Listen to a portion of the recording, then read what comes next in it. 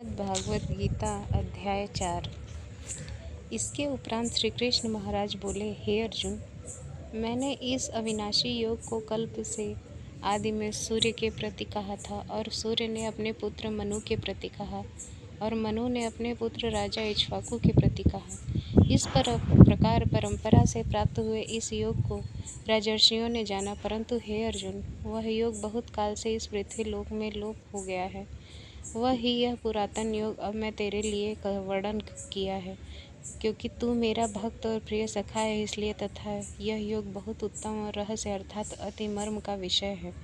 इस प्रकार भगवान श्री कृष्ण चंद्र महाराज के वचन सुनकर अर्जुन ने पूछा, हे भगवान, आपका जन्म तो आधुनिक अर्थात अब हुआ है, और सूर्य का जन्म बहुत पुराना है, इसलिए इस योग को कल्प से आदि में आपने कहा था, यह मैं कैसे जानूं? इस पर श्री कृष्ण महाराज बोले, हे अर्जुन, मैंने और तेरे बहुत से जन्म हो चुके हैं, परंतु हे परंतप, उन सबको तू नहीं जानता और मैं जानता हूँ। मेरा जन्म प्रकृति मनुष्यों के सदृश नहीं है। मैं अविनाशी स्वरूप अजन्मा होने पर भी तथा सब भूत प्राणियों का ईश्वर होने पर भी अपनी प्रकृति को अधीन करके योग माया से प्रकट होता हूँ। हे भारत, जब जब धर्म की हानि और अधर्म की वृद्धि होती है, तब तब ही मैं अपने रूप को रचता हूँ अर्थात प्रकट करता हूँ, क्योंकि साधु पुरुषों का उद्धार करने के लिए और दूषित कर्म करने वालों का नाश करने के लिए तथा धर्म स्थापन करने के लिए युग युग में प्रकट होता हूँ। इसलिए हे अर्जुन, मेरा वह जन्म और कर्म दिव्य अर्थात अलौकिक है।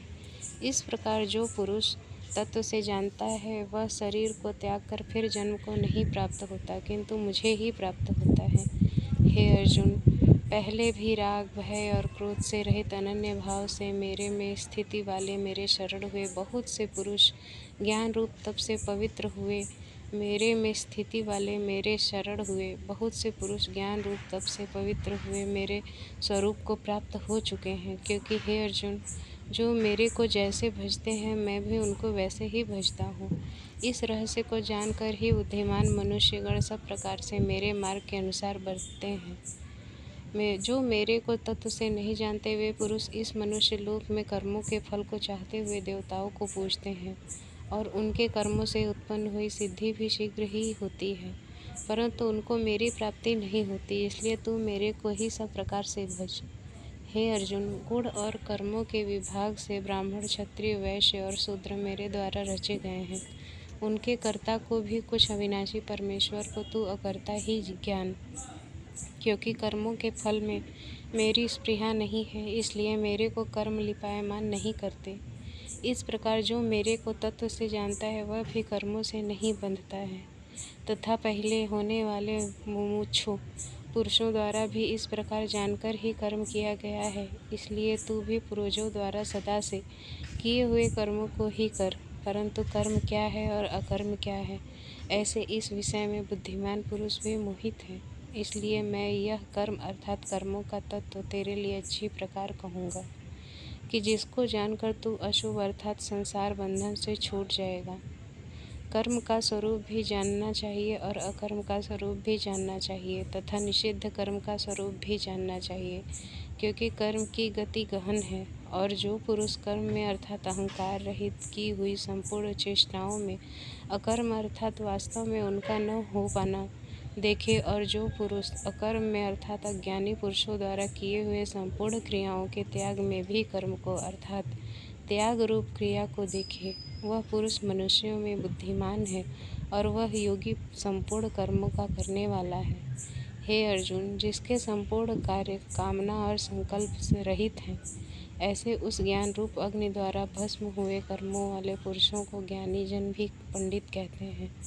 जो पुरुष सांसारिक आश्रय से रहित सदा परमानंद परमात्मा में तृप्त हैं, वह कर्मों के फल और संग अर्थात कर्तव्य अभिमान को त्याग कर कर्म में अच्छी प्रकार बरतता हुआ भी कुछ भी नहीं करता।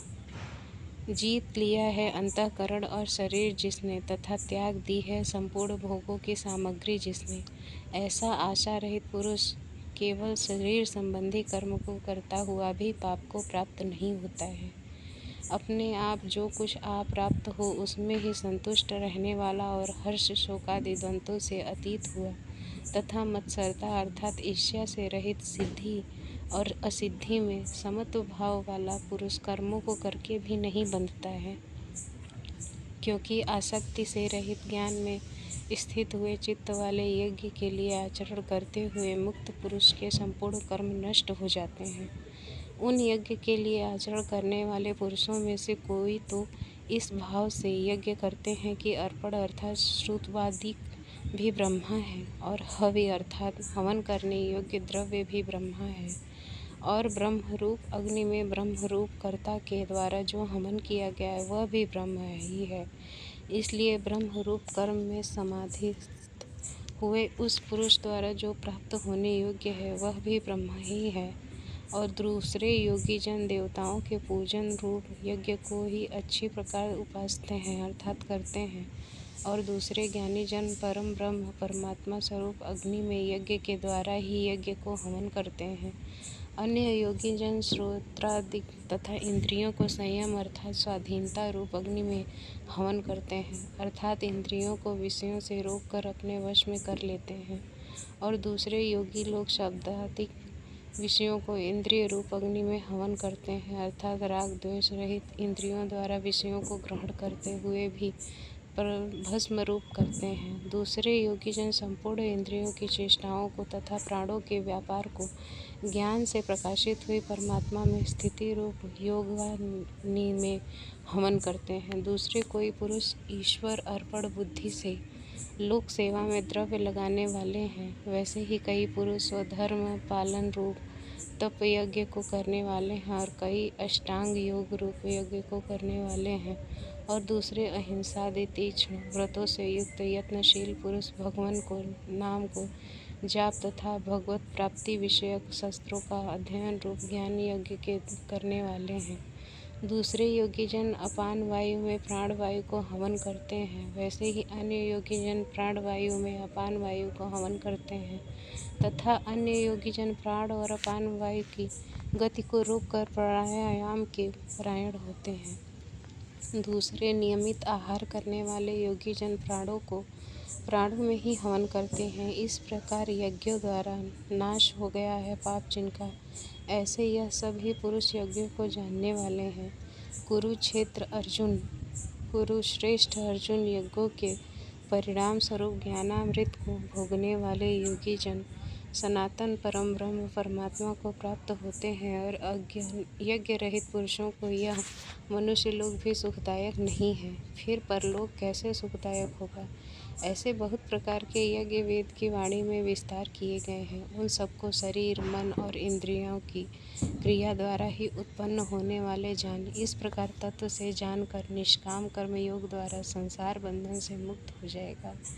हे अर्जुन, सांसारिक वस्तुओं से सिद्ध होने वाले यज्ञ से ज्ञान रूप यज्ञ सब प्रकार श्रेष्ठ है, क्योंकि हे पार्थ, संपूर्ण यावन मात्र कर्म ज्ञान में शेष होते हैं, अर्थात ज्ञान उनकी पराकाष्ठा है। इसलिए तत्व को ज्ञान वाले ज्ञानी पुरुषों से भली प्रकार दंडवत प्रणाम तथा सेवा और निष्कपट भाव से किए हुए प्रश्न द्वारा उस यज्ञ को जान।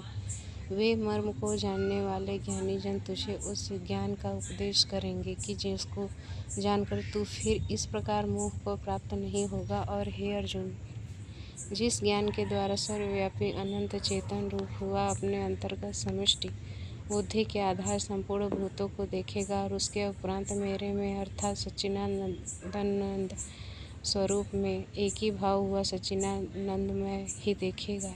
यदि तू सब पापियों से भी अधिक पाप करने वाला है तो भी ज्ञान रूप नौका द्वारा निसंदेह संपूर्ण पापों को अच्छी प्रकार तर जाएगा। हे अर्जुन, जैसे प्रज्वलित अग्नि ईंधन को भस्ममय कर देता है, वैसे ही ज्ञान रूप अग्नि संपूर्ण कर्मों को भस्ममय कर देती है। इसलिए इस संसार में ज्ञान के समान पवित्र करने वाला निसंदेह कुछ भी नहीं है। उस ज्ञान को कितने ही काल से अपने आप समत्व बुद्धि रूप योग के द्वारा अच्छी प्रकार शुद्धांतकरण हुआ पुरुष आत्मा में अनुभव करता है।